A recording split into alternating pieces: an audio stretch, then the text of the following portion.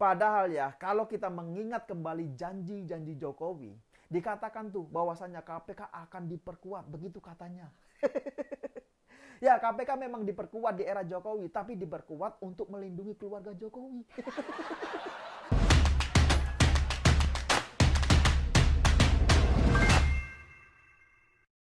Ya, selamat datang di program baru saya, Omon Omon.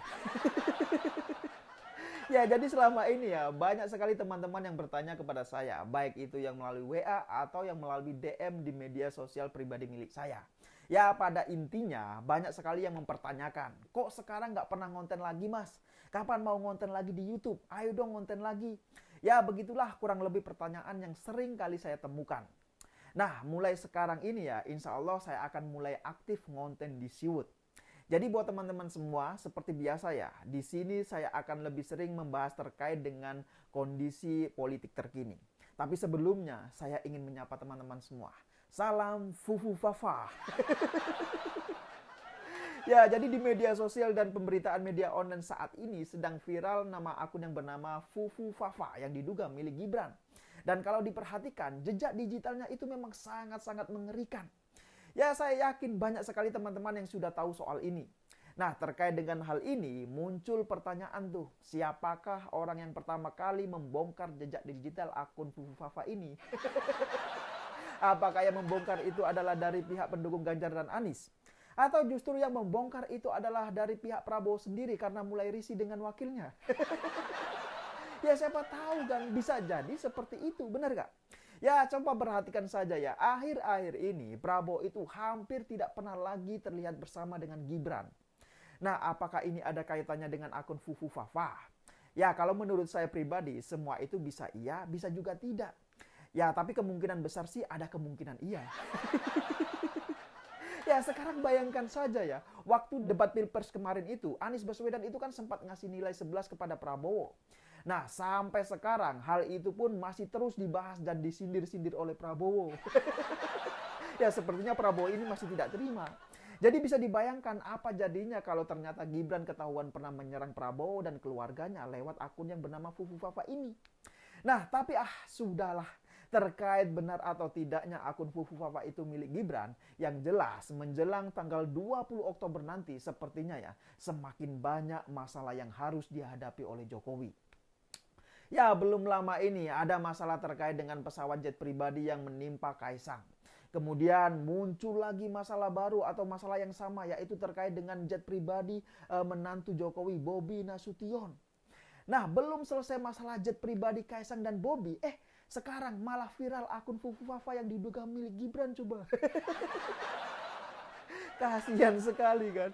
Ampun, ampun. Jadi kalau melihat situasi seperti ini ya, sepertinya Jokowi itu tidak akan bisa tenang lagi di akhir masa jabatannya. Masalah demi masalah terus datang. Dan yang terbaru muncul lagi soal dugaan Gibran menerima uang dari para menteri saat masih menjabat sebagai wali kota Solo. Ampun, ampun. Ya, hal itu disampaikan oleh Rocky Gerung saat di acara Rakyat Bersuara. Nah, semua masalah ini tentu akan menjadi beban bagi Jokowi di saat dia tidak lagi menjabat sebagai presiden. Ya, mungkin sekarang Jokowi bisa menyandra dalam tanda kutip menyandra KPK karena apa? Karena masih berkuasa.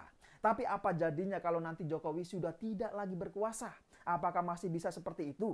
Nah, mungkinkah Kaisang, Gibran, dan Bobi akan disikat oleh KPK setelah Jokowi tidak lagi berkuasa?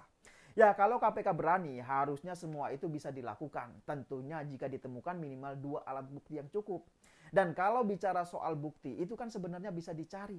Tinggal KPK itu berani atau tidak. Kan itu pertanyaannya. Bayangkan saja KPK yang katanya lembaga anti rasuah dan corong utama pemberantasan korupsi di Indonesia sekarang justru terlihat mati kutu. Nah, coba perhatikan, pasca KPK kowar-kowar ingin memanggil dan meminta klarifikasi Kaisang atas dugaan gratifikasi pesawat jet pribadi. Endingnya apa coba? Endingnya KPK malah membatalkan dengan alasan bahwasannya Kaisang itu bukan pejabat negara. Lah, ini apa-apaan coba? Giliran Kaisang sudah muncul di permukaan, kok KPK ini malah ngumpet coba? Nah kemarin waktu Kaisang hilang, KPK itu sok-sokan mau kirim surat klarifikasi. Tapi alasannya tidak tahu Kaisang ada di mana. Lah ini kan konyol. Nah giliran Kaisang sudah muncul di permukaan, KPK malah batal kirim surat klarifikasi dengan alasan bahwasanya bahwasanya Kaisang itu bukanlah pejabat negara. Lah ini kan konyol.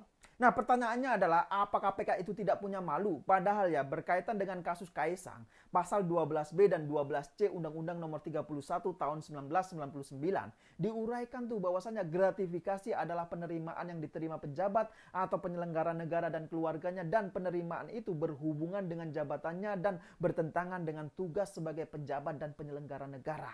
Nah dari situ saja sudah sangat-sangat jelas tuh. Jadi alasan KPK kalau menurut saya tidak masuk akal sama sekali. Ya bilang saja bahwasanya KPK itu takut menghadapi anak dan menantu Mulyono. Jawab saja seperti itu kan beres.